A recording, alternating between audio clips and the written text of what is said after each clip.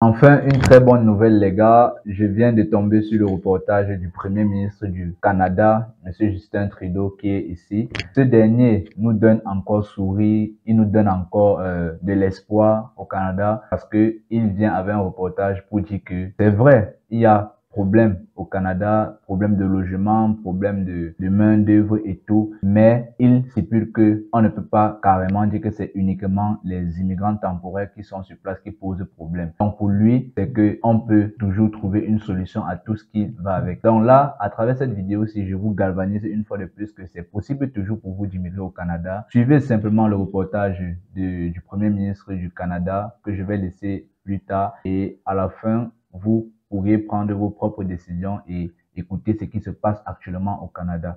C'était Jean-Pierre Kamga. Suivez juste le reportage et puis on se capte à la fin. Merci bien. Je viens de finir une rencontre productive avec le premier ministre Legault où on a surtout parlé immigration. J'ai souligné tout d'abord que c'est une très bonne chose qu'on soit arrivé à une entente sur les 750 millions de dollars qu'on va octroyer au Québec pour l'aide avec les dépenses qu'ils ont eues par rapport aux demandeurs d'asile et à l'immigration temporaire. Mais j'ai aussi partagé plusieurs des enjeux sur lesquels on travaille depuis 2-3 mois.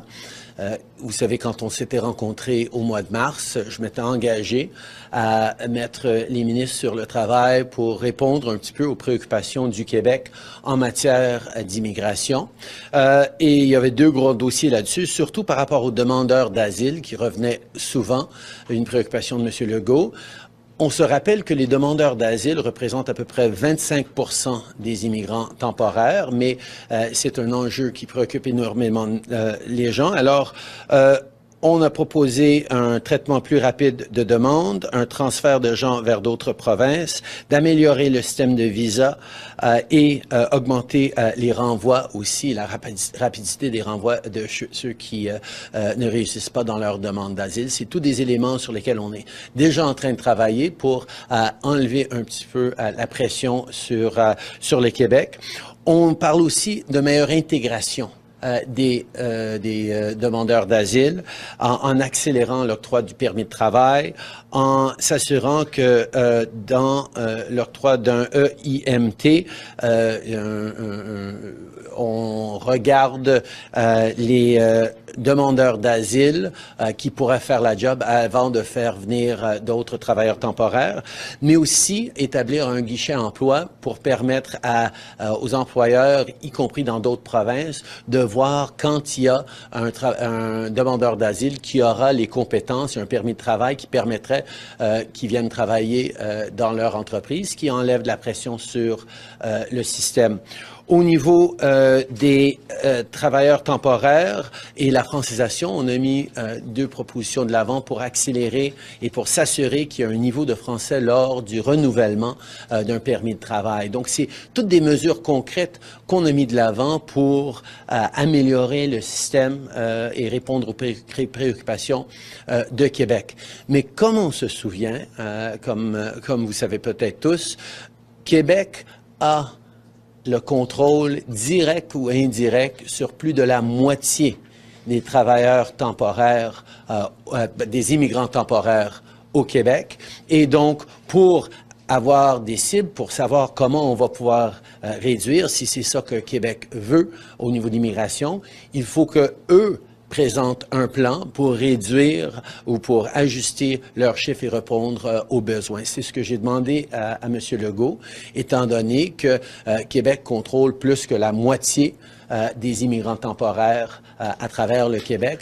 On a besoin de travailler ensemble et on s'est engagé à travailler dans les mois à venir avec Québec pour répondre à leurs préoccupations d'une façon logique et atteignable, qui va aussi prendre en lien les préoccupations que beaucoup d'entreprises ont en région par rapport à la pénurie de main-d'œuvre. Bonjour, M. Trudeau. Vous êtes engagé à réduire le nombre de demandeurs d'asile qui viennent au Québec, mais vous n'avez pas ciblé donc le nombre.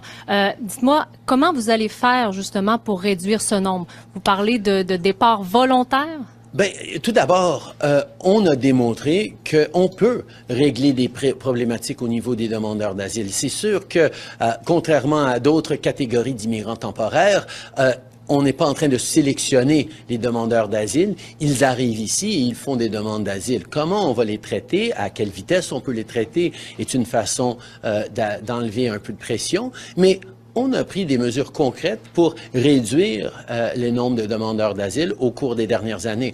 On a travaillé avec les États-Unis pour fermer le chemin Roxham. Ça a été un moment important dans la réduction des demandeurs d'asile. On a aussi réimposé un visa obligatoire pour les travailleurs, pour les voyageurs mexicains. Ça a réduit de 98% depuis quelques mois maintenant les demandeurs d'asile en provenance du Mexique. Il y a des choses concrètes qu'on peut et qu'on est en train de faire, pas juste au Québec, mais à travers le pays, pour s'assurer que les demandeurs d'asile ne sont pas si nombreux et que quand ils viennent, ils sont traités plus rapidement et renvoyés chez eux s'ils ne réussissent pas à prouver qu'ils sont légitimement des réfugiés. C'est un processus qu'on a entamé à travers le pays et qu'on continue ici au Québec aussi. Monsieur Trudeau, vous êtes aussi un député du Québec. Est-ce que vous êtes aussi d'avis que 100% du problème de la crise du logement au Québec, c'est dû aux immigrants temporaires? Je pense qu'on voit qu'à travers le pays, il y a bien des défis au niveau des services sociaux, au niveau des services de santé, au niveau du logement, qui ne peuvent pas être tout simplement blâmés sur les immigrants. Et je pense que d'ailleurs, les Québécois et les Canadiens savent très bien que c'est pas toujours la meilleure chose à faire de cibler, de dire tout est la faute des immigrants. C'est quelque chose sur lequel certains misent dans leur argumentaire, mais c'est toujours plus complexe que ça. Alors, oui, il y a des défis au niveau des systèmes de santé, oui, il y a des défis au niveau du logement, mais j'ai eu une longue conversation sur les défis au niveau du logement ce matin ici à Québec, et on n'a pas parlé des immigrants comme étant la cause des défis de logement. C'est sûr qu'il y a différents facteurs, mais l'important, c'est les réponses qu'on va amener, des réponses compassionnées, ancrées dans les vrais faits et ouvertes sur la réalité que le Canada va continuer de devoir, et Québec va continuer de devoir accueillir des gens d'à travers le monde pour faire croître nos communautés, faire croître notre économie. Il faut juste qu'on s'assure que notre ouverture au monde s'aligne mieux avec notre capacité d'accueil. Parce que ça sert à rien d'amener des gens qui vont pas pouvoir réussir et contribuer. C'est pour ça qu'on veut qu'on s'assure d'avoir des investissements en logement, mais aussi des améliorations dans nos systèmes d'immigration.